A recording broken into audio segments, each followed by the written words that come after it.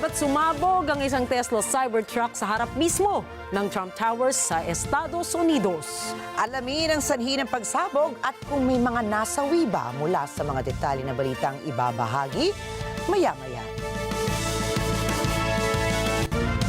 Magandang gabi. Ako po si Rikki Mathay. Ako si Rikki Alagao Flores. Ito ang mata ng Agila International. Para naman sa mga headlines ngayong araw ng Huwebes.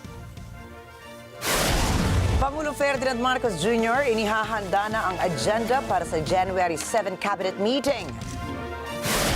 Bilang ng biktima ng paputok sumampa na sa higit 500. North Korean leader Kim Jong-un pinakita ang pinakamalaking warship ng Pyongyang. Suspects in New Orleans hit-and-run attack, tukoy na. At ating tunghayan ang mga kaganapan sa taunang Rose Parade sa California.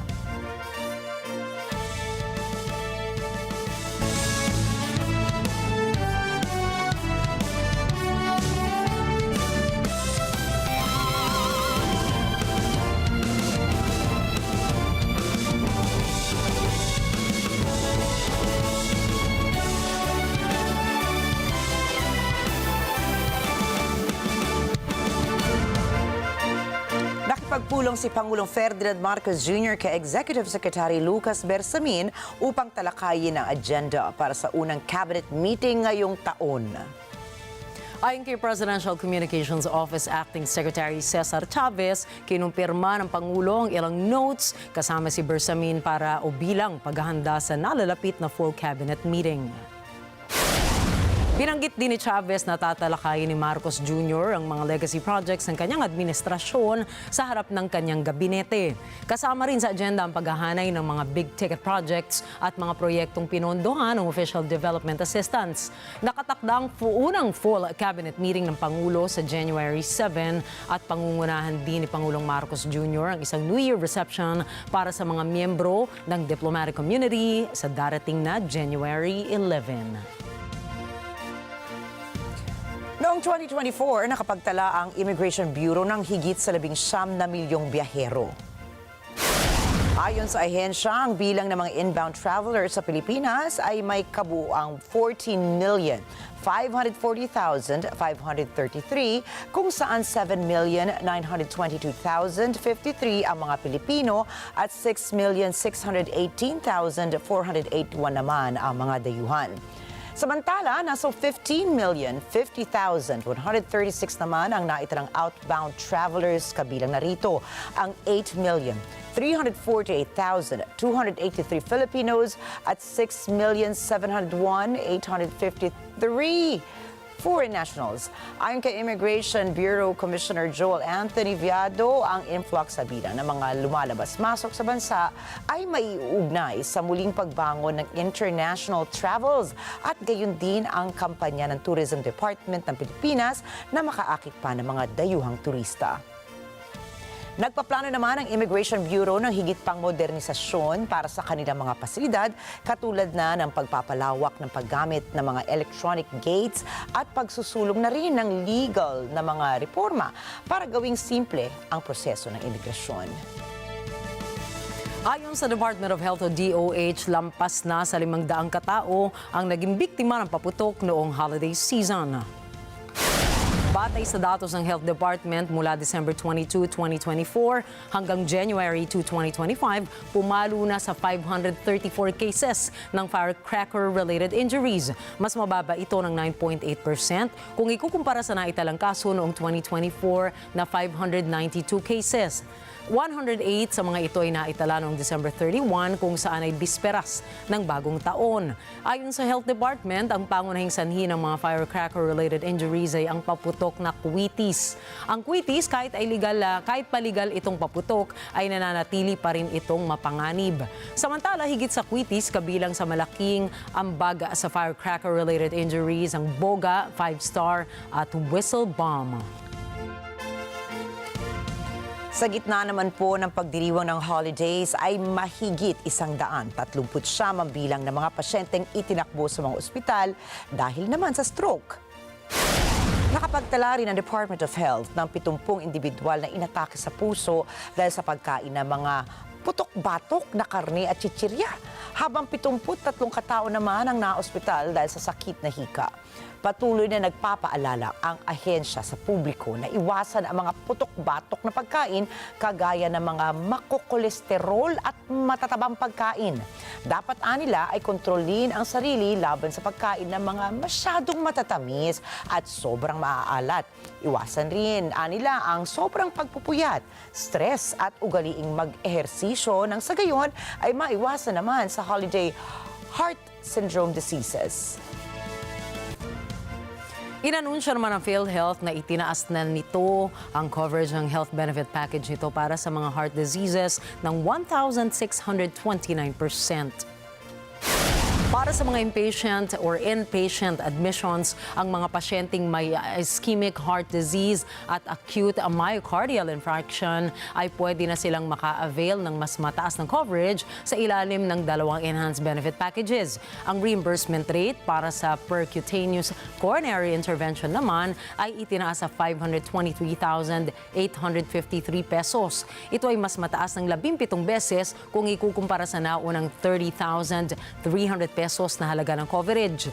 Pwede ring maka-avail ang mga pasyente ng kahit alin sa 70 accredited cath labs sa Pilipinas. Bahagi rin ng enhanced package ang fibrinolysis, isang treatment para ma-dissolve ang mga blood clots.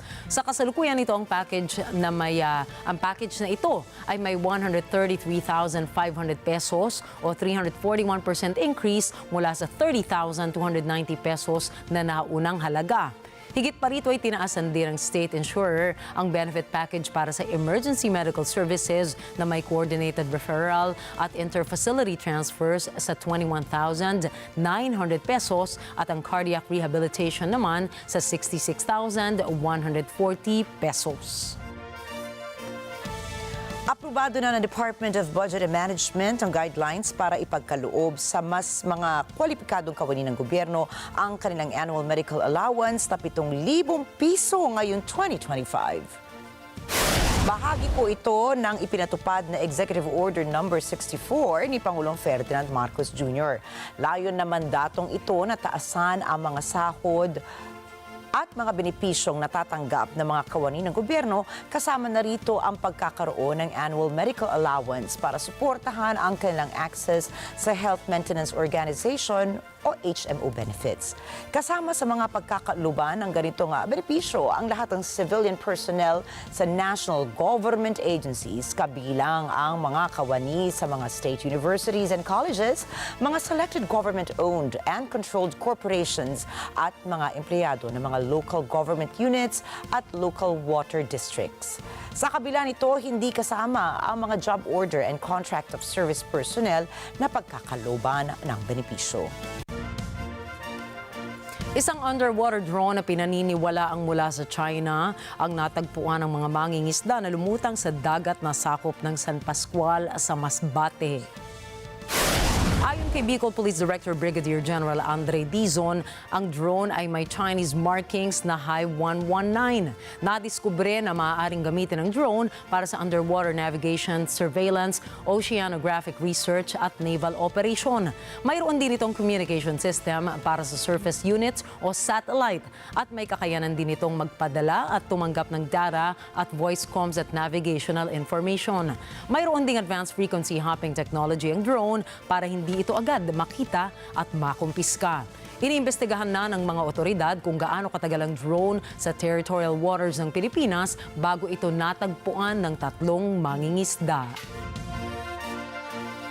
Nakahanda na ang listahan ng mga pangalan ng bagyo para sa taong 2025. Ayon sa Pag-asa, ang mga pangalang ito ay nakaayos ayon sa alphabet kung saan hindi kasama ang mga letrang N at X. Samantala, ang unang tropical cyclone ng taon ay tatawaging Bagyong Auring. Makikita naman sa inyong mga screens ang buong listahan ng mga pangalan ng bagyo para sa 2025. Bukod pa rito ay nagbigay ang Pag-asa ng pantulong na hanay ng mga pangalan na gagamitin kung ang bilang naman ng mga bagyo sa panahon ay lalagpas sa 25. Susunod, China nagsagawa ng military exercise sa Taiwan Strait sa simula ng taon. Prime Prime Minister ng Slovakia, binalaan ng Ukraine at EU ukol sa hindi pag-renew ng gas pipeline deal. At Honduran President Dina Boluarte magde-deport ng sundalo ng United States. Mga balita pong yan at iba pa sa pagbabalik ng Mata ng Agila International.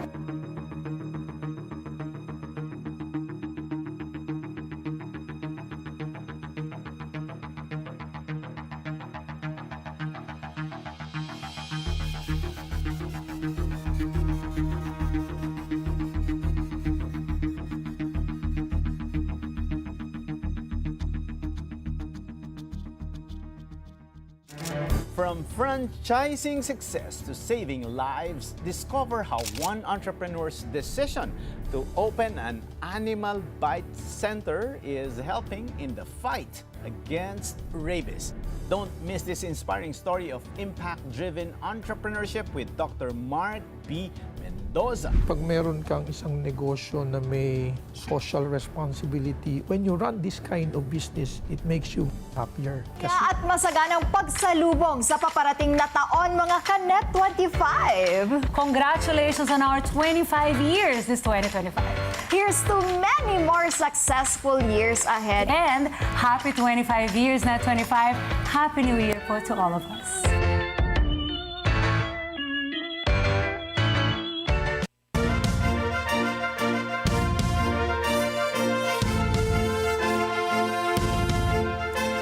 Ng Taiwanese Ministry of Defense ngayong umaga na formal lang isinagawa ng China ang kanilang unang combat patrol ng taon matapos ang New Year's address ni President Lai Ching-te. 那我也在此重申我们欢迎跟中国进行对等尊严、健康有序的交流，民主和世界交朋友，确保安全和平。 因为台湾越安全，世界就越安全；台湾越强韧，世界民主防线就越稳固。全球民主阵营更应该携手合作，撑起民主保护伞，共同解决俄乌战争以哈冲突之道，共同维护台海稳定和印太安全。 Sa kaniyang New Year's address ay sinabi ni President Lai na bukas itong makipag-ugnayan sa Beijing, ngunit dismaya ito sa kawalan ng tiwala ng China sa mismong bansa ng Taiwan. Hinamon din ite ang Communist Party tungkol sa kanilang walang tigil na pagmumonitor sa kanilang mga mamamayan tuwing sila'y maglalakbay patungong Taipei. Bilang tugon naman dito ay iniulat ng Taiwanese Defense Ministry na nagpadala ang Taiwan ng 22 Chinese military aircraft kasama ang J-16 fighter jets na sinama ng Chinese warship fleet upang magsagawa ng Joint Combat Readiness Patrol ngayong umaga. Sa ngayon ay wala pang binibigay na komento ang China ukol sa insidente. 台湾也要与民主跟世界一起拼经济。 我们要发挥半导体与 AI 产业的优势，链接民主国家一起深化民主供应链的韧性，也要透过国际合作，不论是在无人机、低轨道卫星、机器人、军工、安控，或是生技医药、绿能科技、新农业、循环经济等产业，都要掌握前瞻技术。 促进多元发展，让台湾持续引领全球民主供应链的进步，也确保全球民主供应链的安全与稳定。 Ayon sa isang pahayagan, gumagawa ang Taiwan ng Qingtian missile, isang uri po ng hypersonic missile na kayang umabot ng Beijing. Binanggit na media sources na ang Qingtian hypersonic missile ay may range na 1,200 up to 2,000 kilometers. At ito umano ang lalong magpapalakas sa military defense ng Taiwan sakali mang dumating ang araw na tuparin na nga ng China ang pangako nitong reunification. Sinabi rin ng isang military source na nakikipag-ugnayan na ang gobyerno ng Taiwan sa Tatra ng Czech Republic para kumuha ng 12x12 single chassis trucks. Ang mga sasakyang ito ay may mobile missile system na gagamitin upang ilunsad ang supersonic Qingtian missile. Narecover na ng mga otoridad ang black box ng sumabog na Jeju airplane sa South Korea.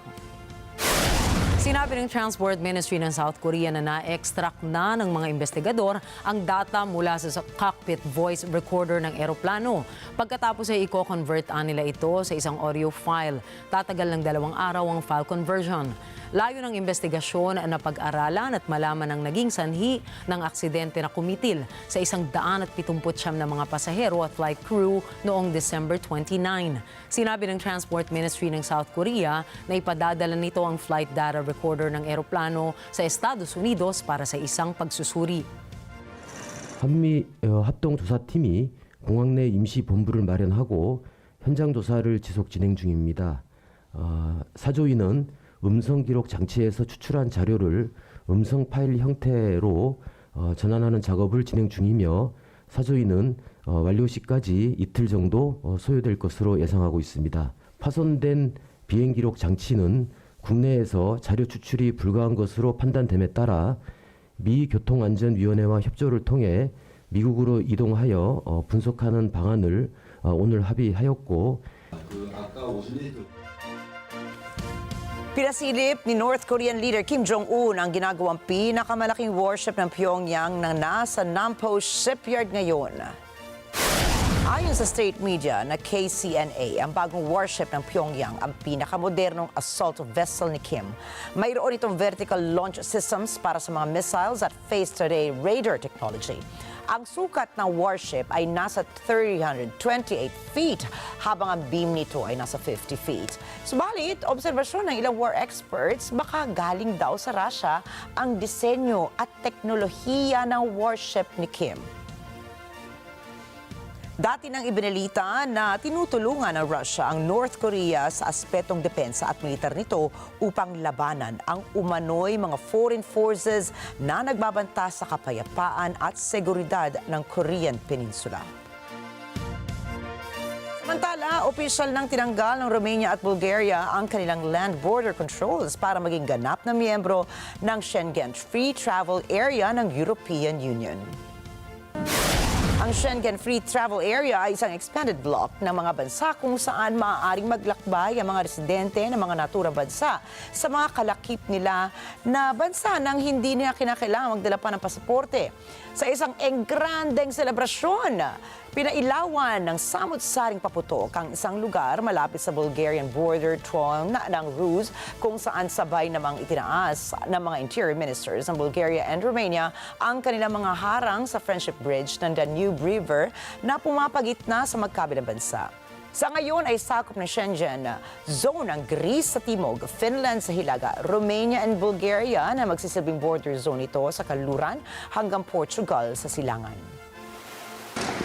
От Гърция чак до Финландия най-северната точка, мисля, на континента, и Португалия пък е най-западната, може да се преминава без граница. Заедно с нашите румънски колеги вече сме пълноправни членове на Шенген, така че всичко това може да се случва и аз съм убеден, още от първия, втория ден ще се разберат разликите и ще усетят българските граждани и комфорта от това ни пълноправно членство.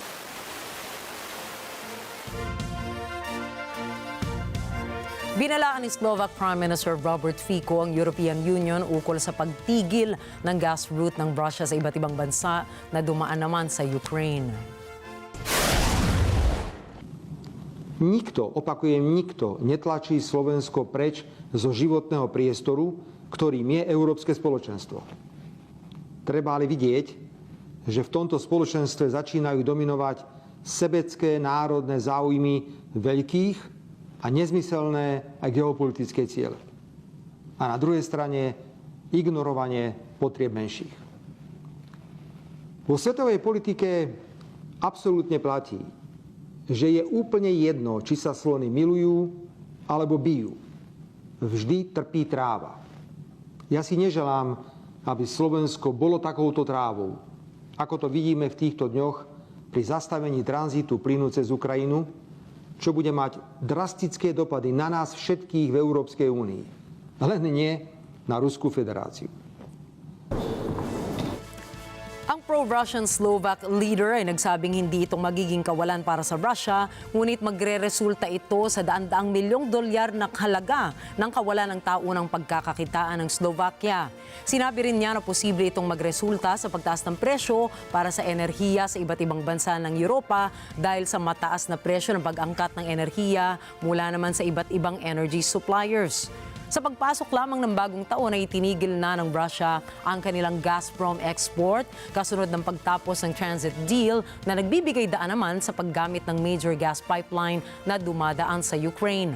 Ang pagsasara ng pinakamatagal na tumatakbong gas route ng Russia papunta sa mas malalaking bahagi ng Europa ang naging pagtatapos ng halos isang dekadang serye ng panlalamig ng relasyon ng European Union at Russia matapos sakupin ito ang Crimea noong taong 2014. Sa ngayon ay nagpupursige naman ang EU na bawasan ang kanilang pangailangan sa Russian gas magmula noong magsimula ang Russia-Ukraine War taong 2022. Sinabi naman ni Russian President Vladimir Putin bago matapos ang taon na bukas silang buhayin uli ang naturang kontrata ngunit hindi ito magagawa sa panandaliang panahon lamang. Inakusahan din ni Putin ang Ukraine na ginagamit ang naturang kasunduan para parusahan ang mga kaalyado nito dahil sa kakulangan ng suportang nakukuha nila sa mayorya ng EU. Всегда выступали за поставки, всегда выступали за деполитизацию вопросов экономического характера. Мы же не отказывались никогда от поставок в Европу. Разве мы отказывались? Они объявили о том, что продлевать контракт транзитный не будут. Не мы же сказали, что мы заканчиваем, а они объявили, что не будут продлевать контракт. Не будут, не надо. Значит, они клюют с руки, как я уже говорил, Европы, потому что без европейской поддержки Украина не то что воевать, существовать не может. Но вот теперь наказывают ту же Европу, закрывая контракт на поставку нашего газа, транзитные контракты в Европу. Вот сейчас вот мы с вами говорим, я говорю, контракта нет. И за 3-4 дня заключить его невозможно. Его не будет. Но сейчас опять подрастут цены. Но не мы же это провоцируем, это их политика. Так? Мы сказали, мы будем поставлять. Даже если это будет там Сакар азербайджанский, либо турецкая компания, либо венгерская, либо значит, словацкая. Ну пусть они иск заберут из суда, это что за бред? Сказали, нет, забирать не будем. Ну, тогда пожалуйте бриться, живите без нашего газа. Noong Miyerkules, sinabi ng health authorities sa Gaza na tumaas muli ang bilang ng mga namatay at nasaktan dahil sa giyera sa pagitan ng Hamas at Israel. Nasa 45,553 na ang bilang ng mga nasawi, habang 108,379 naman ang mga sugatan dahil sa laban ng Israel at Hamas. Ayon sa Gaza Health Authorities, umatake na naman ang Israeli Army at tinarget ang iba't ibang lugar sa Gaza Strip noong 1 ng Enero. 21 ang namatay sa unang araw ng taon. Inanunsyo naman ng Israeli Air Force na noong Disyembre sa tulong ng ground forces, nagdispatcha ang Air Force ng fighter jets, helicopters and drones upang maglunsad ng higit 1,400 strikes sa Gaza Strip. Tinarget ito ang armadong strongholds, tunnels at tunnel shafts, arsenals at outposts. Samantala, formal nang inanunsyo ni former Israeli Defense Minister Yoav Gallant ang kanyang pagbaba sa pwesto bilang miyembro ng Parlamento ng Israel. כמו בשדה הקרב, כך גם בשירות הציבורי. יש רגעים בהם צריך לעצור, לקיים הערכת מצב ולבחור את כיוון הפעולה על מנת להגיע למטרות הנדרשות. כשר הביטחון לשעבר, אני אחראי לכל מה שאירע, מתחילת תפקידי בחודשים שלפני המלחמה ועד לסיום תפקידי בחלוף למעלה משנה מתחילת המלחמה.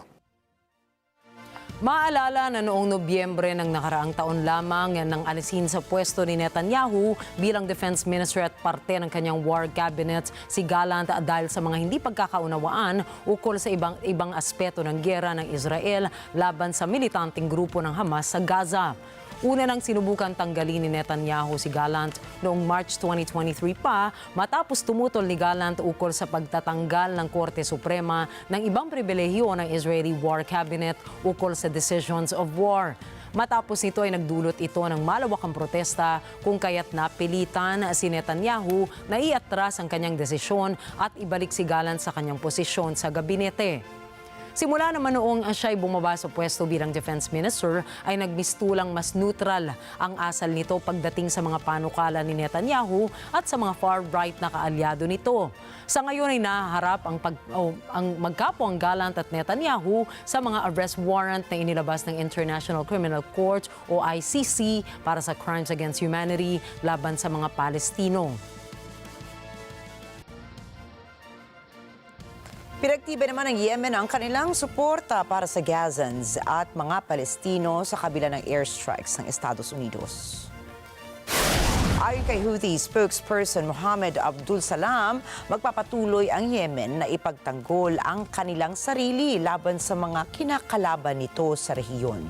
Sinabi ng Yemeni Houthi group na napatumba nila ang isang US MQ-9 drone sa himpapawid ng probinsya ng Marib. بعون الله تعالى تمكنت الدفاعات الجوية في القوات المسلحة اليمنية من إسقاط طائرة أمريكية النوع MQ-9 وذلك أثناء قيامها بتنفيذ مهام عدائية في أجواء محافظة مأرب.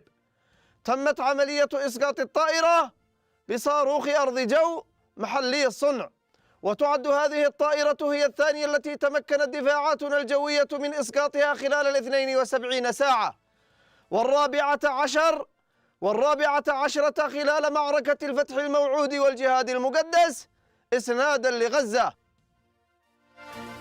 Ang Yemeni Houthi rebel group na sinusuportahan ng Iran ay isa sa pinakamatatagal na kaalyado ng Hamas sa giyera nito sa Gaza.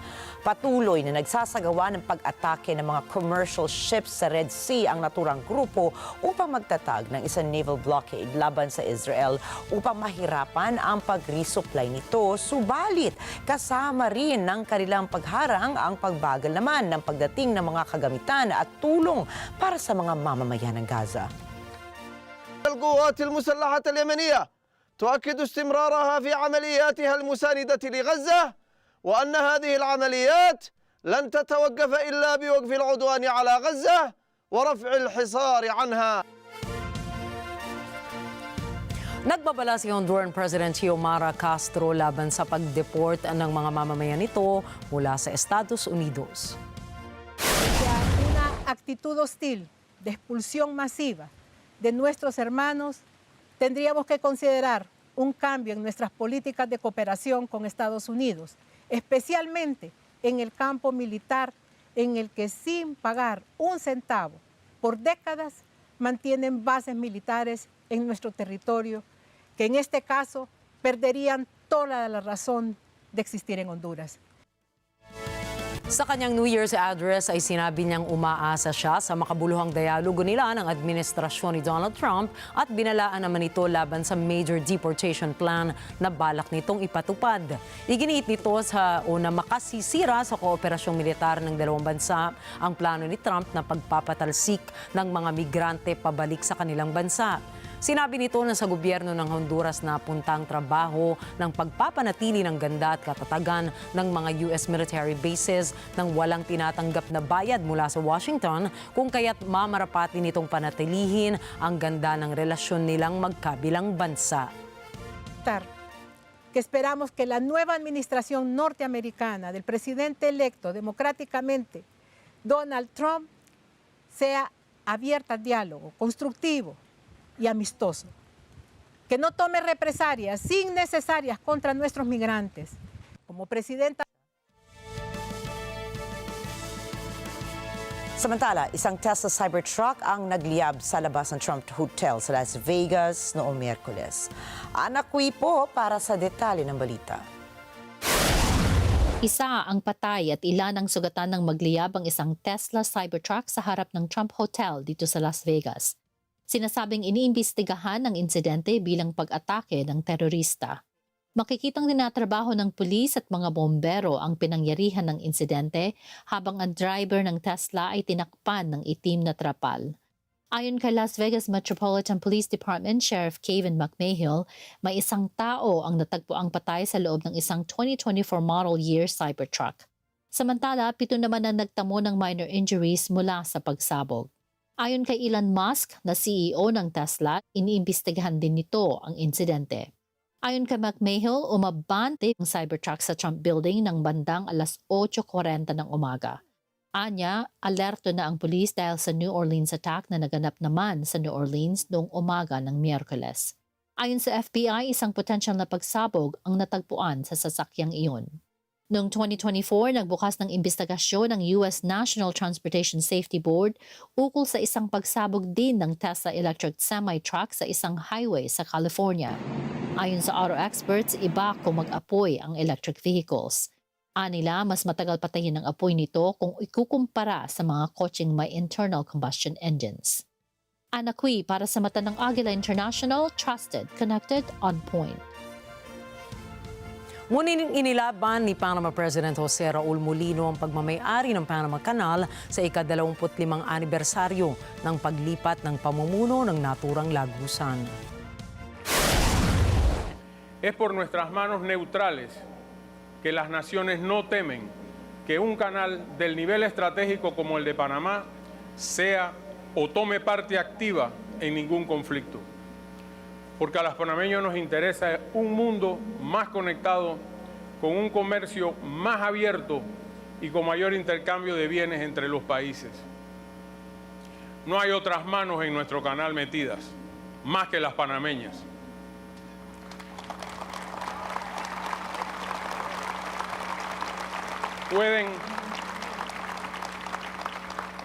Pueden estar tranquilos. En nuestras manos se va a quedar para siempre. Sa paggunita ng ika-25 anibersaryo ay inalala ni Mulino ang naging buhay ng pumanaw na kailan lamang na dating Pangulo ng Estados Unidos na si Jimmy Carter na siyang pumirma ng panukalang nagbalik sa pamumuno ng Panama Canal sa mga Panamanians.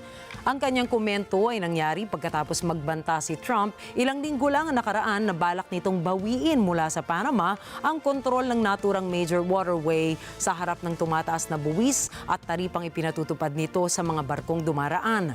Ipinaglaban naman ni Mulino ang kanyang pasya kung saan iginiit niya na nakabase ang mga presyo nito sa maraming datos at hindi ito basta-basta na babago. Hinundi na din ni Mulino ang akusasyon ni Trump sa social media na impormal lang si China ang nagpapatakbo ng naturang major maritime highway, kung saan tinawag niya ang naturang pahayag ng presidente na nonsense. Hoy vemos la bandera panameña ondear libremente, como si hubiese estado ahí por siempre.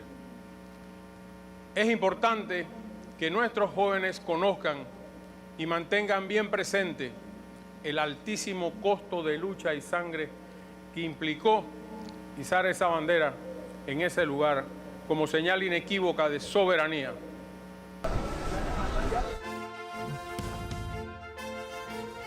Ang alyansang militar sa pagitan ng Russia at North Korea, ayon sa mga geopolitical analysts, ay isang pagsubok sa relasyon ng Beijing at Pyongyang.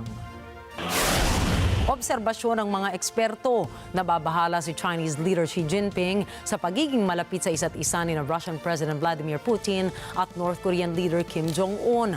Kung dati raw ay tinatawag na isang friendly neighboring country ang North Korea, kapansin-pansin ngayon na hindi na ginagamit ng Chinese leader ang nasabing termino para sa Pyongyang.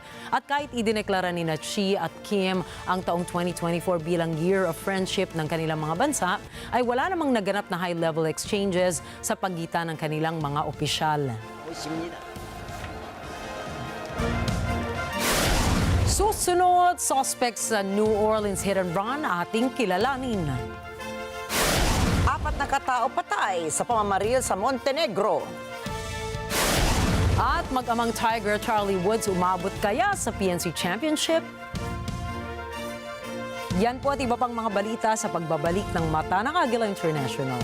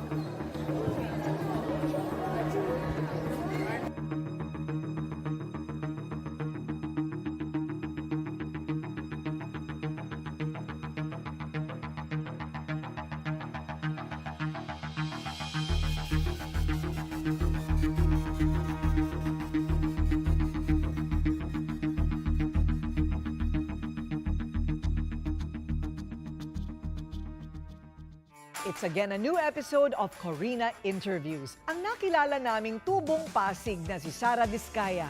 Aba, ibang level ang prinsipyo at mga pinagdaanan sa buhay. Nag-asawa ng mahirap pa sa daga, pero ang pagmamahalan nila ang naging susi sa kanilang tugatog ng tagumpay at asenso. Nang maabot ang maituturing na tagumpay, hindi siya nakalimot sa pagtulong sa kapwa. Ano ang sikreto sa pagiging strong, successful woman bilang nanay, asawa, negosyante at ngayon isang kandidata? Dito lang sa Corina Interviews, 6 p.m. this coming Sunday sa Net25. Together sa Net25. From franchise... Isang masaya at masaganang pagsalubong sa paparating na taon. Mga ka-Net25, happy 2025 po sa ating lahat. This year is very special to Net25. Congratulations, Net25, on our 25 years this 2025. Thank you for bringing entertainment, inspiration, and memorable stories to our viewers. Here's to many more successful years ahead. Happy 25 years, Net25, and Happy New Year to all of us!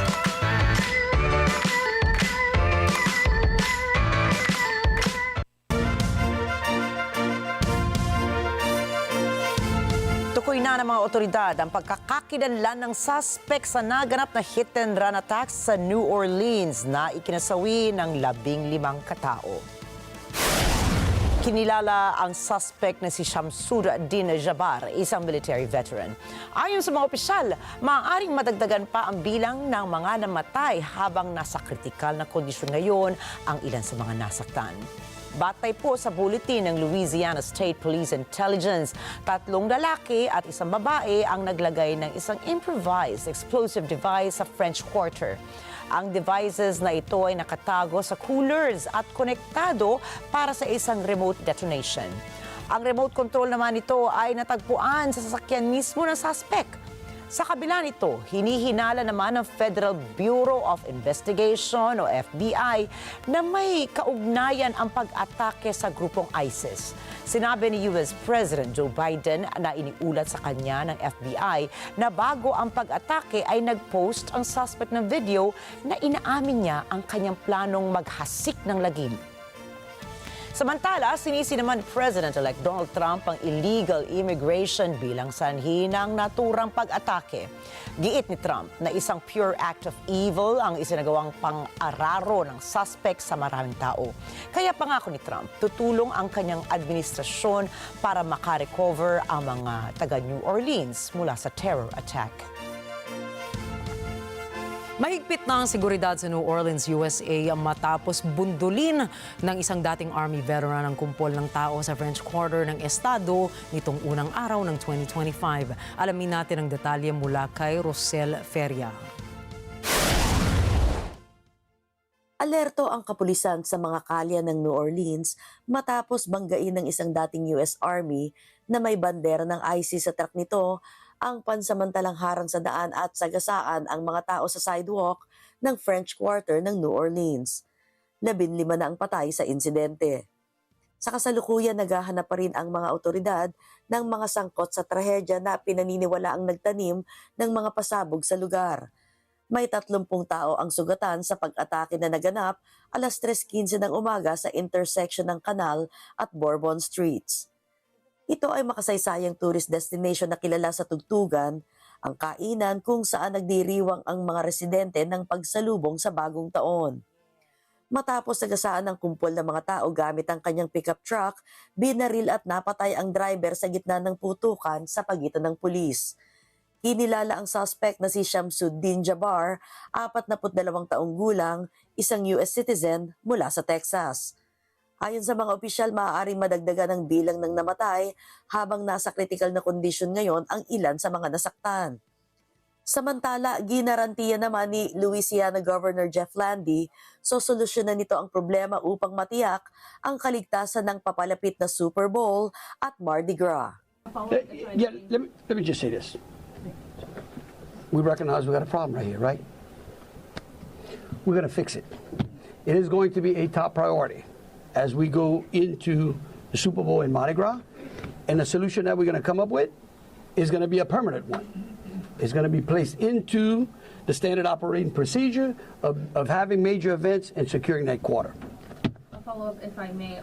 Rosel Feria para sa Mata ng Agila International, trusted, connected, on point. Samantala sa Montenegro, 4 ang patay kabilang ang 2 bata matapos magpaputok ang isang lalaki sa loob ng isang restaurant sa kabiserang Cetinje. Alamin po natin ang mga balita mula kay Angelique Guzman. Matapos magpaputok ang suspect sa loob ng isang kainan sa Cetinje, Montenegro, lumabas ito at patuloy na namaril. 4 ang nasawi sa insidente kabilang ang 2 bata.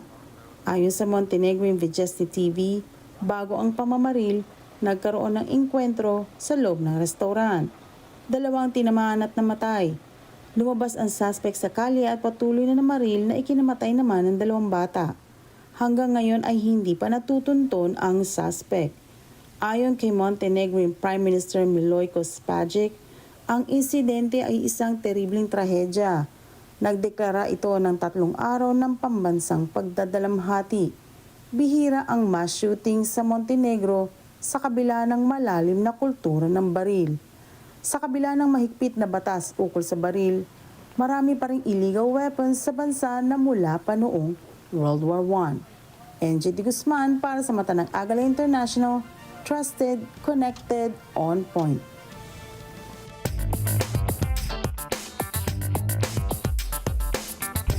Binago ni Tesla and SpaceX CEO Elon Musk ang kanyang pangalan sa social media platform na X noong December 31. Ginamit niya ang pangalang Kekuse Maximus. Pinalitan niya rin ang kanyang profile picture ng larawan ni Pepe the Frog. Hindi sinabi ni Elon ang dahilan kung bakit siya nagpalit ng account name o ng profile picture, subalit naniniwala ang ibang business experts na isa itong senyales na sinusuportahan ni Elon ng meme coin na Pepe, isang digital cryptocurrency. Ilang oras lamang matapos magpalit si Elon ng pangalan sa X ay tumaas naman ang presyo ng nasabing meme coin. Matatandaang hindi ito ang unang pagkakataong sinuportahan ni Elon ang isang meme coin. Nag-post na po rin siya dati tungkol sa Dogecoin, isang currency na gamit ang meme photo ng isang asong may lahing Shiba Inu.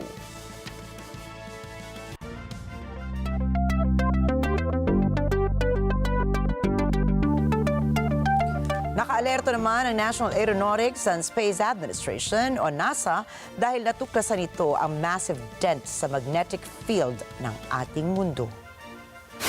Ayon po sa NASA, may mga na-trap na charged particles mula sa sun o araw sa loob ng magnetic field ng ating daigdig o Earth. Paliwanag ng Space Agency mula rito ay nagkaroon ng anomalya sa magnetic field ng ating mundo kung saan apektado nito ang bahagi ng South America hanggang sa Southwest Africa. Giit ng NASA, maaaring magpahina sa lakas ng magnetic field ng mundo ang mga naiipong particles ng araw.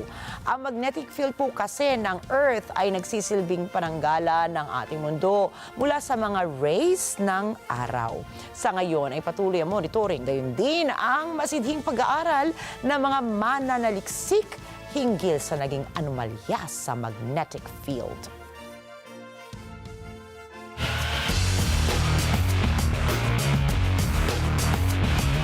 Nabigo ang mag-amang Tiger Charlie Woods na manalo sa PNC Championship na ginanap sa Ritz-Carlton Golf Club sa Orlando sa Florida.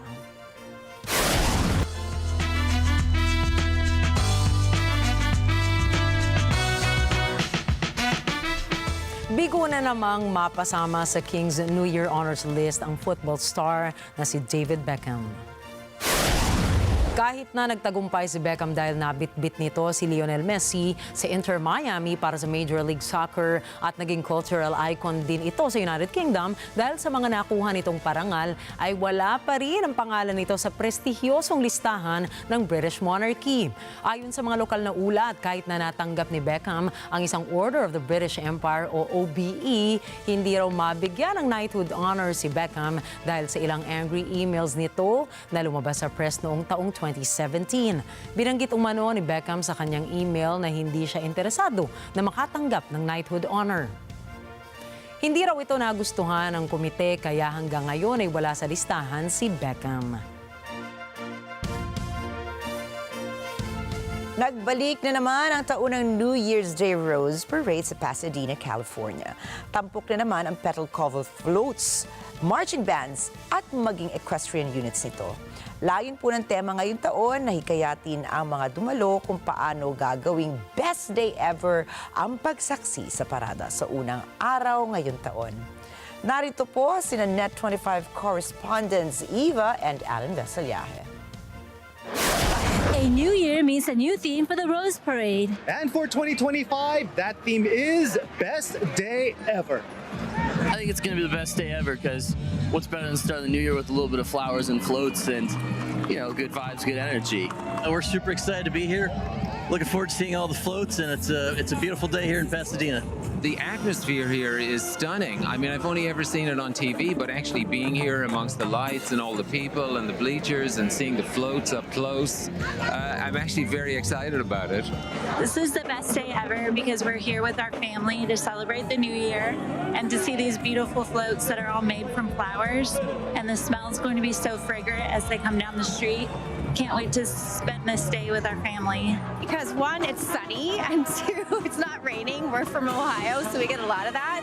But we've also never seen the floats before, so we're excited to see all the floats. I'm excited seeing all the floats that are made of like roses and how big they are and how life-size they are. To hopefully see the Buckeyes take home another win and to see all the parade floats. We also want to know any other reason why the new year could be the best day ever. Because I'm with my two beautiful babies, the people I love more than anyone in the universe, and every day with them is the best day ever. Because I'm with my sister and my mom, and we're spending time together watching the Buckeyes take home another win. Because I'd rather be here than in my hometown, because it's rainy and cold there, and I want to ice all the beautiful floats and stuff. This could be the best day ever because it's the very beginning of the new year and there's so many opportunities that are yet to come. I'm looking forward to it. For me, every day that I wake up, it's the best day.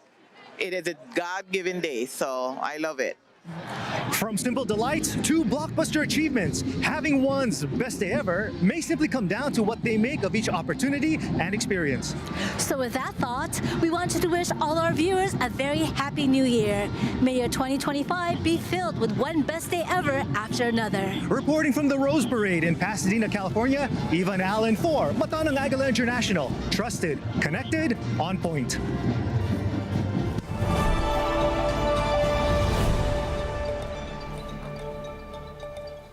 Tuloy-tuloy ang pagtulong ng Iglesia ni Cristo sa ibayong dagat sa pamamagitan ng INC Giving Program nito. Ngayon ay nakarating na rin ito sa kaharian ng Bahrain. Si Lorlyn Kalimlim para sa ibang detalye.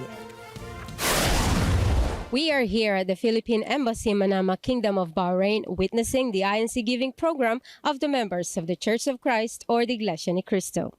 Despite the terrible epidemics, devastating natural disasters brought on by global warming, extreme poverty, and other hopeless circumstances that people face worldwide, Iglesia ni Cristo members have stepped up their humanitarian efforts by offering special goods to help people immediately deal with life's innumerable challenges through their extensive INC Giving Program.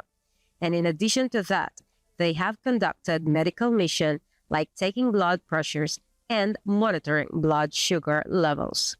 Currently, there are 10 adults and 4 babies at the OWA shelter. They are distributed with luggage, hygienic items, diapers, and milk. Ako ay nagpapasalamat sa Iglesia ni Cristo dito sa Bahrain at yung kanilang proyektong ito dahil ngayon nandito sila sa embahada, pumunta para magbigay tulong sa ating mga kababayan, mga kababaihan, yung iba sa kanila may anak na nandito sa shelter ng embahada na nangangailangan ng tulong.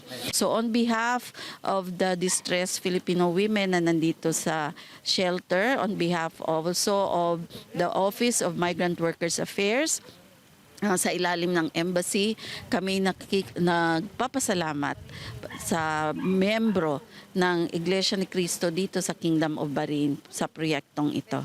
Yung mga distress OFWs natin na dumarating dito, meron kaming mga programa. Pagkatapos ng opisina, mga alas 5 ng hapon, pinapalabas na namin sila. Meron kaming nagbabadminton sila, lumalakad, lumalanghap ng sariwang hangin. Ganun din naman sa umaga. At 5 o'clock, nag-exercise sila dito sa labas. At the same time, meron kaming mga skills development training na ginagawa na isinasama namin sila tulad ng mga food processing, bread making, nakasama naman sila. And then, meron din kaming mga psychosocial activities.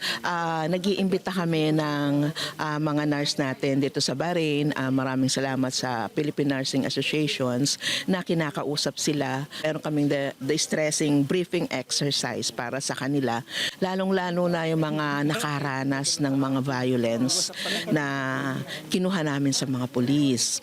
Every Friday po meron po kaming SLE, Special Learning Experience, kagaya ng pinag-activities ko po sila. Naglalaro po sila dito, yung mga ganun po, para minsan naibsan po yung mga iniisip nila na mga problema. Nakipag-ugnayan po tayo sa mga kinataban ng embahada ukol po sa bilang ng mga kababayan po natin na kasalukuyang nasa kanilang pangangalaga. At inalam din po natin kung ano po yung kanila talagang mga pangunahing pangangailangan. At yun nga po, mula sa kanila, nag-request po sila na kumbaga maaari ay bigyan sila ng luggage bag na magagamit po nila sa pagbabalik po doon po sa ating bansa. Gayun din po, meron din pong mga bata po rito, mga baby po. Nag-request din po sila ng gatas, diaper. Ganyan din po yung iba po ay nag-request din po ng mga gamit sa personal hygiene. Ang layunin nito ay upang makatulong tayo sa ating kapwa-tao, kaadib man o hindi kaanib sa Iglesia ni Cristo. Ito ay bilang pagsunod din natin sa utos ng ating Panginoong Diyos na ibigin natin ang ating kapwa-tao. Kaya nagpapasalamat tayo sa ating tagapamahalang pangkalahatan, sa kapatid na Eduardo Manalo, sa ganitong aktibidad na kanilang inilulunsad. This INC Giving program at the Philippine Embassy is not just sharing love and care to all OFWs in distress, but rather to comfort and uplift their devastated emotions through camaraderie or love of brotherhood by the members of the Iglesia ni Cristo. Reporting from Bahrain, this is Lorlin Kalimlim for Mata ng Agila International. Trusted, connected, on point. Umabot na rin po ang Aid for Humanity project ng Iglesia ni Cristo sa bansang India, kung saan ay nag-abot ito ng tulong at suporta para sa mga residente ng syudad ng Tenali. Si Victor Sanchez po para sa detalye. The Lingap sa Mamamayan Aid for Humanity project reaches Tenali, India, providing essential support to communities in need as global impact continues through the Iglesia ni Cristo's humanitarian project worldwide. The Iglesia ni Cristo Church of Christ, or INC, recently concluded another successful round of its Aid for Humanity project, reaching Tenali, India, with the distribution of food packs. This global initiative, led by the Iglesia ni Cristo, aims to uplift underserved populations around the world through coordinated relief efforts that address both immediate needs and long-term community wellness. The project provided food packages to hundreds of individuals. INC members joined together in distributing the goods, focusing on challenged families and individuals to ensure the resources reached those who needed them most. The Aid for Humanity project reflects the church's commitment to supporting global communities to address poverty challenges. This initiative of the church has reached countless communities across Asia, the Middle East, North America, and Africa, addressing both natural disaster relief and economic hardships. కార్యక్రమాలు జరుగుతున్నందుకు చాలా మాకు సంతోషంగా ఉంది. ఈ ఎడ్వాల మెనాల గారు చాలా థ్యాంక్స్. ఇలాంటి కార్యక్రమాలు ఇంకెన్నో జరగాలని మేము ఆశిస్తున్నాం. ఈ సంఘంలో కూడా ఇంకా అనేక మంది నడవాలని మేము చాలా కోరుకుంటున్నాం. ఇలాంటి కార్యక్రమాలు నిర్వహిస్తున్న బ్రదర్ ఎడ్వార్డ్ వి మెనాలా గారికి మా కృతజ్ఞతలు. I'm feeling so happy to be a part of this wonderful activity. I'm feeling so blessed to be an active member inside the Iglesia ni Cristo. Especially, we would like to say thank you to our church administration and most especially to our beloved brother Eduardo V. Menalo. Thank you so much for encouraging this kind of activities and conducting. And it helps the brethren to increase their faith. They also being the part of this activity and they helping the brethren and also the poor people.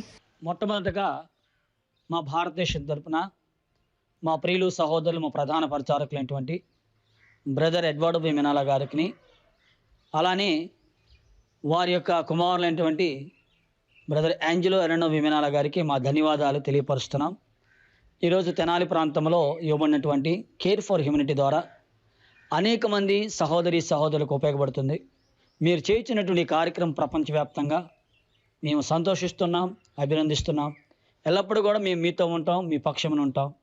Thank you po. Salamat po. Marami po. Kami po ay nagpapasalamat sa aming pong tagapamahalang pangkalahatan, ang kapatid na Eduardo V. Manalo, sa paglulunsad ng Care for Humanity para po sa mga kapatid po natin at kababayan dito po sa bansang India. Maraming salamat po kay Eduardo V. Manalo.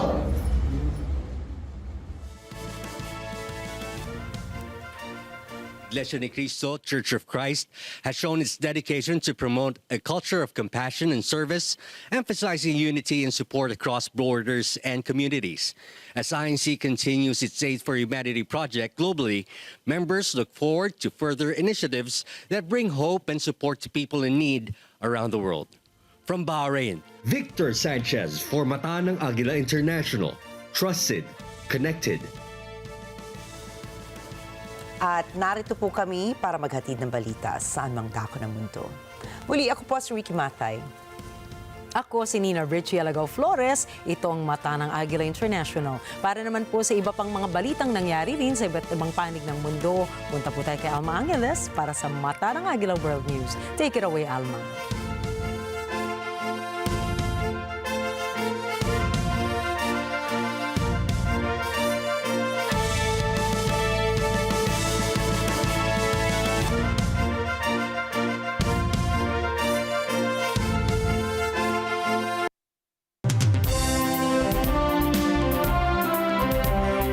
Thank you, Nina and Rikki. Good evening, everyone. I'm Alma Angeles for Net 25 World News. On tonight's headlines. A horrifying attack rocked New Orleans on New Year's Day when a U.S. Army veteran flying an ISIS flag from his truck swerved through makeshift barriers and rammed into the crowded French Quarter, killing 15 people, and officials believe he may have had accomplices. The FBI has reported to me the killer was an American citizen, born in Texas. He served in the United States Army on active duty for many years. He also served in the Army Reserve until a few years ago.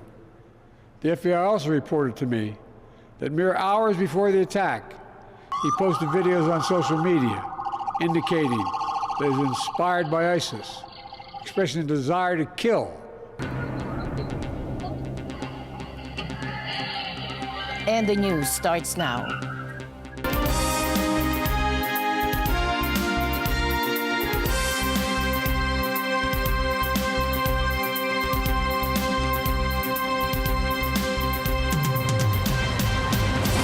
A horrifying attack rocked New Orleans on New Year's Day when a U.S. Army veteran flying an ISIS flag from his truck swerved through makeshift barriers and rammed into the crowded French Quarter, killing 15 people, and officials believe he may have had accomplices. More than a dozen people were killed by a man crashing his pickup truck into a crowd in New Orleans on New Year's Day. Several more people were injured by the attack on revelers in the city's French Quarter. Reuters obtained the following of first responders in the aftermath. Some viewers may find graphic.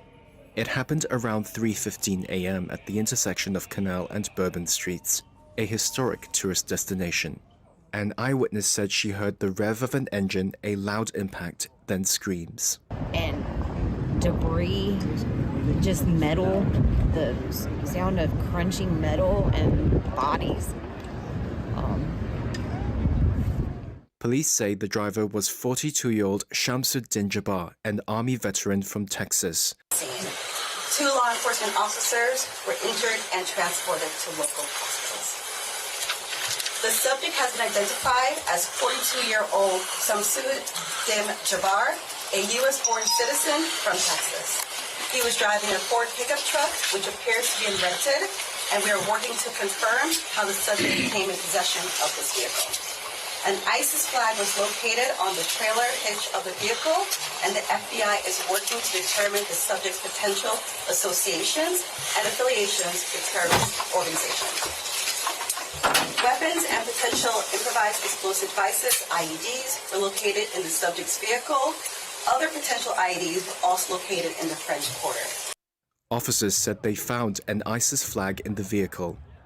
Jabbar was said to be in full military gear, subsequently got in a shootout with police and was killed. The incident has prompted an investigation into possible links to terrorist organizations. Investigators say they found weapons and potential explosives in the suspect's vehicle. They also say he may not have acted alone. A search is ongoing for his known associates. Public records show Jabbar worked in real estate in Houston. He had spent 10 years in the U.S. military as a human resources and IT specialist and had been deployed to Afghanistan. U.S. President Joe Biden condemned the attack in a media briefing and revealed more details about Jabbar. Here's what we know so far. The FBI has reported to me the killer was an American citizen, born in Texas. He served in the United States Army on active duty for many years. He also served in the Army Reserve until a few years ago. The FBI also reported to me that mere hours before the attack, he posted videos on social media indicating that he was inspired by ISIS, expressing a desire to kill. Biden also said investigators were checking for any link to a vehicle explosion outside Trump Tower in Las Vegas, but that no evidence had been found so far. Additionally, we're tracking the explosion of a Cybertruck outside the Trump Hotel in Las Vegas. Law enforcement and the intelligence community are investigating this as well, including whether there's any possible connection with the attack in New Orleans. Thus far, there's nothing to report on that score at this time. ISIS, also called Islamic State or ISIL, is a Muslim militant group. It once imposed a reign of terror in Iraq and Syria until it collapsed from fighting a US-led coalition. Experts say ISIS has continued to recruit sympathizers online. Following the attack, New Orleans postponed college football's Sugar Bowl, which is played each year on New Year's Day. The city will also be the site of the NFL Super Bowl on February 9th. Take a look. A night of celebrations in New Orleans turned into a scene of horror when a truck plowed into a crowd in the city's French Quarter, leaving multiple casualties. Now, chaotic radio exchanges from first responders captured the desperation and urgency as EMS teams raced to save lives.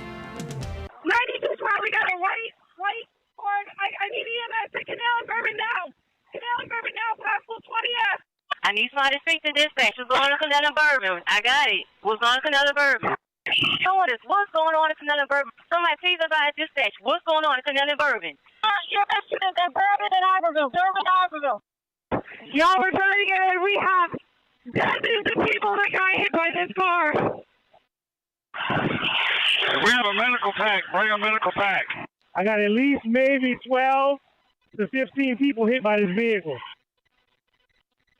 I'm in the 200 block of Bourbon. 880 headquarters. Bourbon Street is shut down from the 100 to at least the 500 block of Bourbon. All officers on Bourbon Street, stop! Headquarters, we need some EMS in here. Do we have them en route? 9530, we need EMS in here on the code 3. Clear all my units that are code 1. Clear everyone, saw them to that location. Anyone on that 30 if possible. Bourbon and Iberville, I have at least 6 casualties. I have an officer doing chest compressions on one. I have another white male that's got agonal breathing in the 200 block. Multiple casualties that may be going 10-7. Meanwhile, a Tesla Cybertruck erupted in flames outside the Trump International Hotel in Las Vegas on January 1st, killing 1 person and injuring 7 others. A Tesla Cybertruck exploded outside the Trump International Hotel, Las Vegas, Wednesday morning. Las Vegas police released this video of the blast, which killed the driver and injured several others. They also released footage that showed the vehicle's interior afterward, which they said showed gas and camp fuel canisters, as well as large firework mortars. Tesla CEO Elon Musk said the blast was unrelated to the Cybertruck itself, saying in a post on X, quote, "All vehicle telemetry was positive at the time of the explosion." FBI Special Agent Jeremy Schwartz told reporters on Wednesday that it was not yet clear whether the blast was an act of terrorism. I know everybody's interested in that word and trying to see if we can say, hey, this is a terrorist attack. That is our goal, and that's what we're trying to do. He added the vehicle had been rented in Colorado and that the FBI had identified the driver, but was not yet ready to publicly name them. The Trump International Hotel in Las Vegas is part of the Trump Organization, the company of President-elect Donald Trump, who will return to the White House later this month. Musk was a key backer of Trump in his 2024 presidential campaign and is also an advisor to the incoming president. The explosion occurred just hours after a man drove a truck into crowds of New Year's Day revelers in New Orleans, killing 15. The FBI said an ISIS flag was attached to a staff protruding from the trailer hitch, and that a potential explosive device was found in the rented vehicle. Las Vegas police said both that vehicle and the Cybertruck had been rented through car-sharing service Turo. President Joe Biden on Monday said law enforcement was still investigating whether the Las Vegas explosion and the New Orleans attack were linked. Yeah, so the question is there any links to ISIS? And I will tell you that we don't have any indication of that here in Las Vegas. No overt ISIS flag as was seen in New Orleans. But again, we are investigating every aspect of this. And if that comes to light, we'll certainly update you. Gasoline canisters, they are camp fuel canisters and large firework mortars. What I also would like you to pay attention to on that video, as you see that, it looks like the exterior of that truck is completely intact as it sits there. The fact that this was a Cybertruck really limited the damage that occurred inside of the valet, because it had most of the blast go up through the truck and out. In fact, if you look on that video, you'll see that the front glass doors at the Trump hotel were not even broken by that blast. Do I think it's a coincidence? I don't know, but what I can tell you is we're absolutely investigating any connectivity to what happened in New Orleans, as well as other attacks that have been occurring around the world. We're not ruling anything out yet, Dana.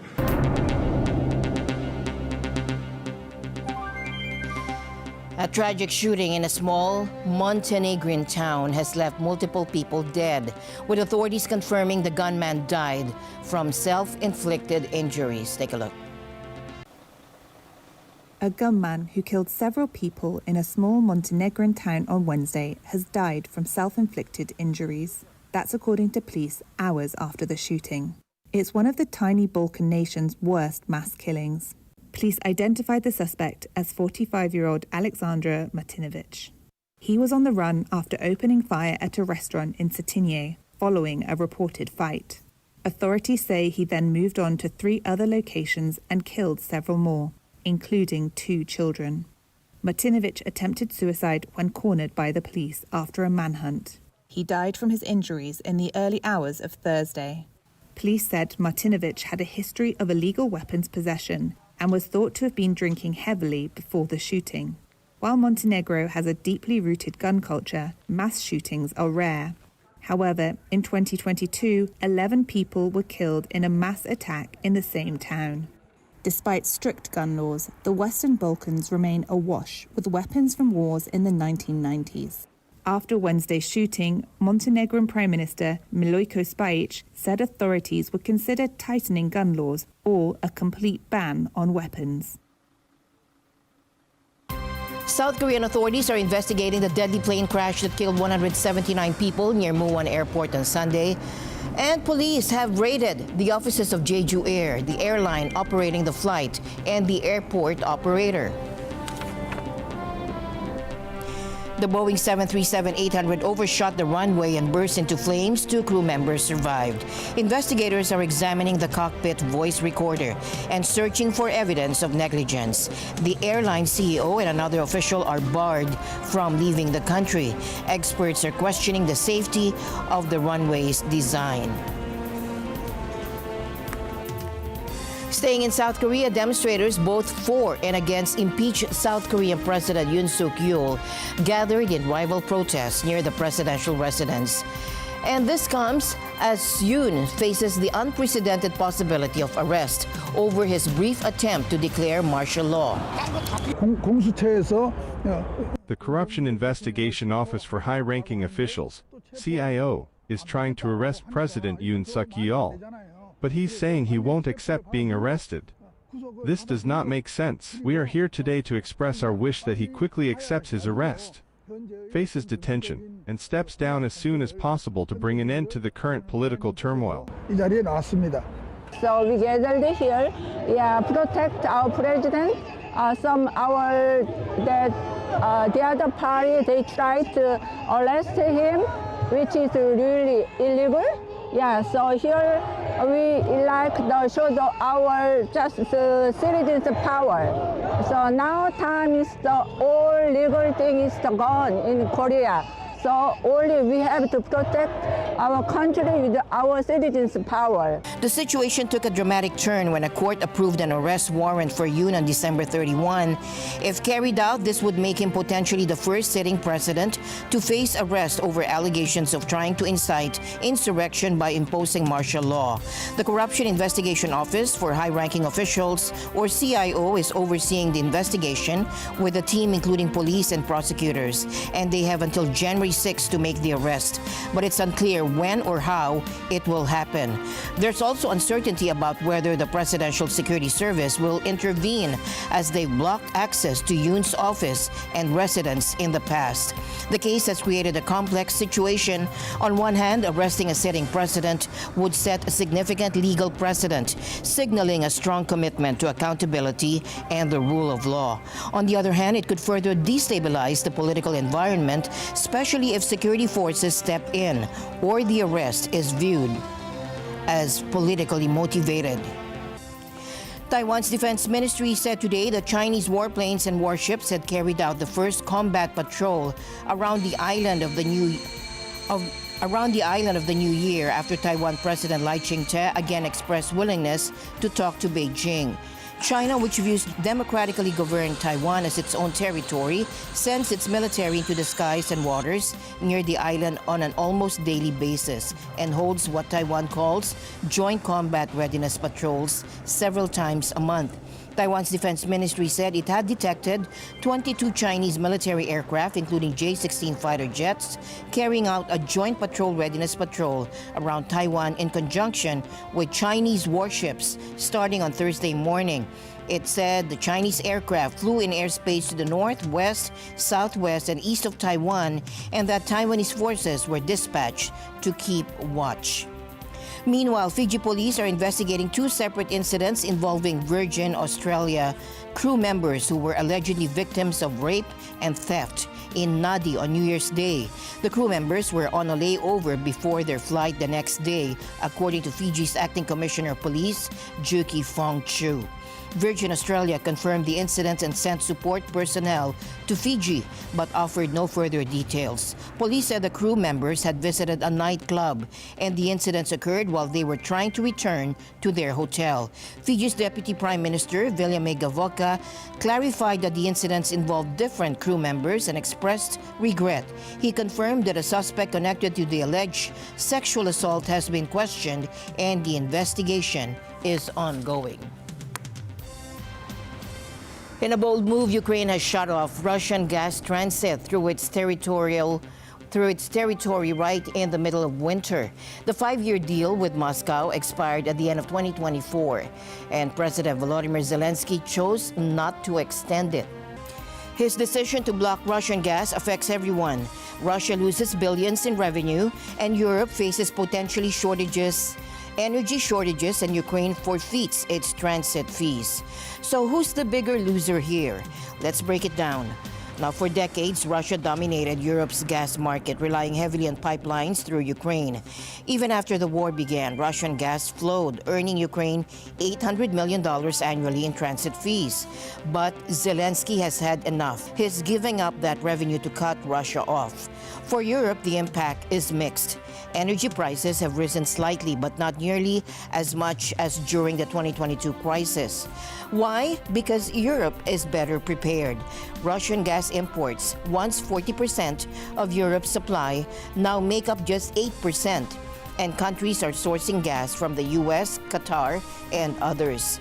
But not everyone is breathing easy. Slovakia, for example, is feeling the pressure. Nearly 1/3 of its gas comes from Russia. Prime Minister Robert Fico, fresh from a meeting with Vladimir Putin, lashed out at Ukraine, warning that the decision would hurt Europe more than Russia. Nikto, opakujem, nikto netlačí Slovensko preč zo životného priestoru, ktorý Nobody, I repeat, nobody is pushing Slovakia away from the living space. That is the European community. But we must see that selfish national interests of the big ones and meaningless geopolitical goals are beginning to dominate this community. And on the other hand, ignoring the needs of smaller ones. In world politics, it absolutely applies that it does not matter whether elephants love or fight. The grass always suffers. I do not want Slovakia to be such grass. As we see these days when the transit of gas through Ukraine is stopped, which will have drastic impacts on all of us in the European Union, but not on the Russian Federation. His concern isn't unfounded. While Western Europe seems steady, countries in the east like Slovakia, Hungary, and Moldova are vulnerable. Hungary is still receiving gas via Turkey, but Slovakia faces a harsher reality. Meanwhile, Moldova is already in crisis, with Russia cutting off its energy supply over a $79 million debt dispute. The country has declared a state of emergency, bracing for blackouts and power cuts. For Russia, this gas halt is another financial blow. Moscow state-owned Gazprom posted losses of $7 billion in 2023, and this transit shutdown could cost them $5 billion more. While President Putin downplays the setback, the numbers tell a different story. They keep receiving all sorts of aid from Europe. Without that aid, that they wouldn't only be able to fight, they wouldn't exist. And now they are punishing Europe, who is giving them money. I think right now the prices for gas is over $500 for 1,000 cubic meters of gas. So now they don't want to extend that contract. It's going to make things even worse, but it's the Ukrainian policy. They decided to do that. So when they announced it, they said they're not going to extend the contract. There will be no contract. Now they realize it's a problem. As Europe continues to pivot away from Russian energy, Moscow struggles to find alternative buyers for its gas. Unlike oil, which can be shipped globally, gas requires expensive infrastructure, such as pipelines or liquefaction facilities. The bottom line, Ukraine's decision marks another shift in Europe's energy landscape. While Western Europe adapts, countries like Slovakia must brace for a challenging winter. And for Russia, the days of weaponizing gas may be coming to an end. And the news continues here on Net 25. We'll be right back.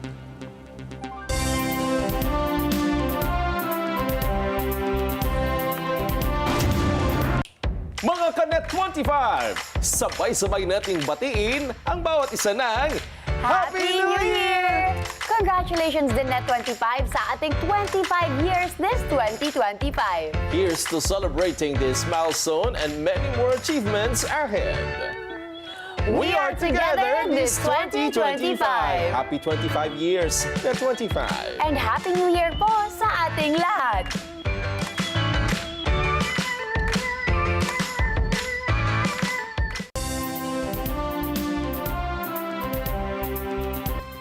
The high temperatures of 2024 have crowned the last 10 years the hottest on record.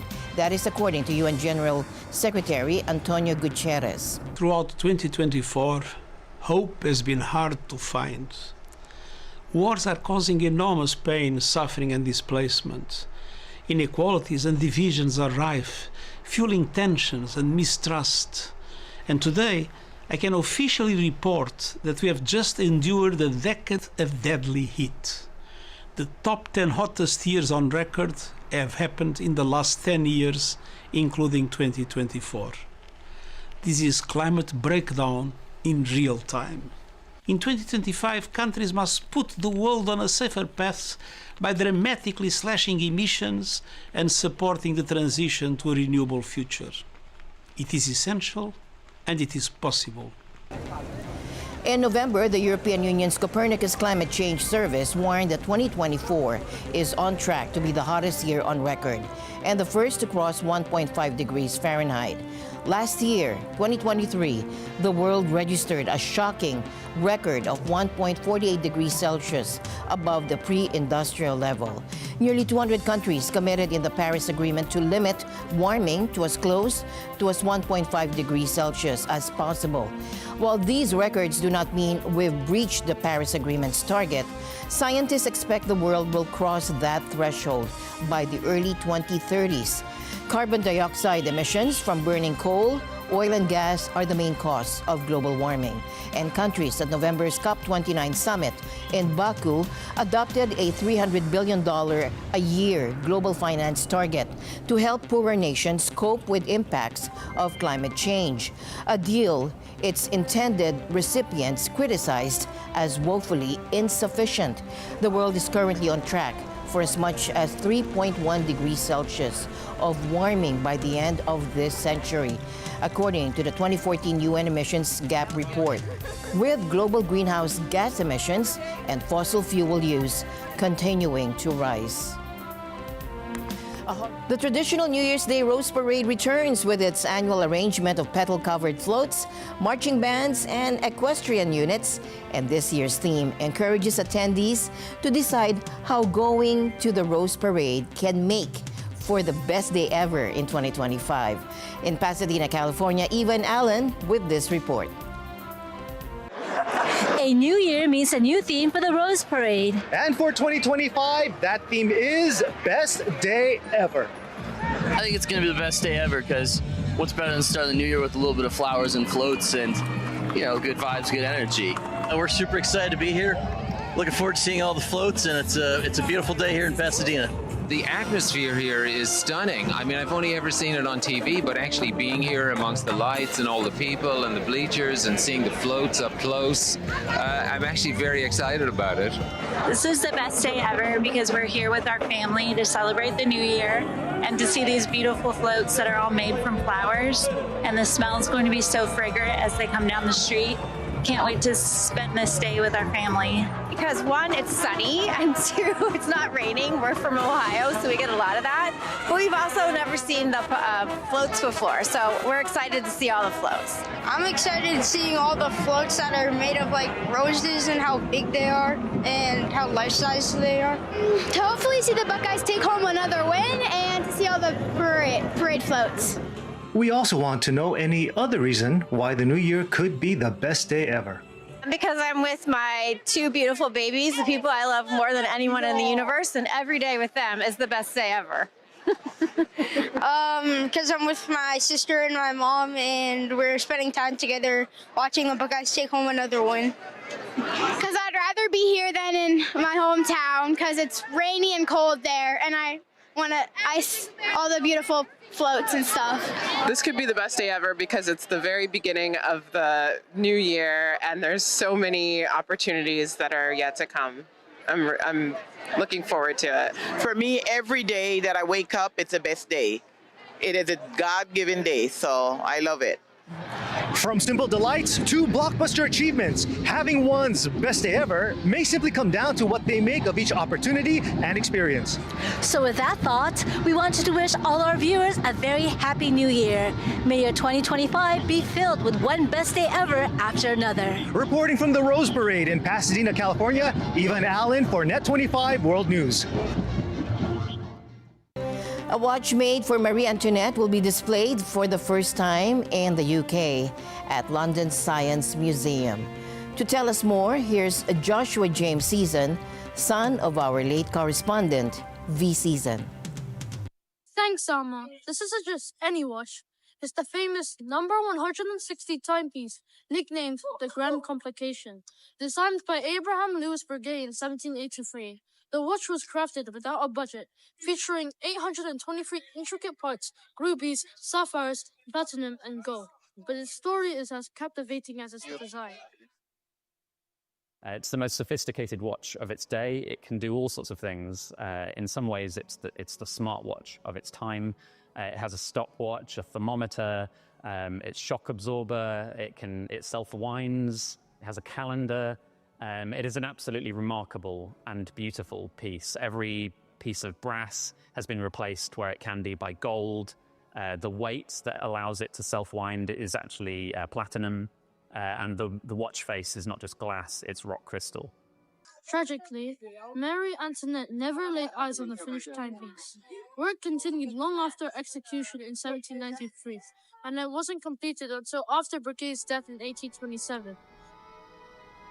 So the watch behind me is the famous Marie Antoinette watch created by Breguet, a Swiss watch manufacturer who is still around today.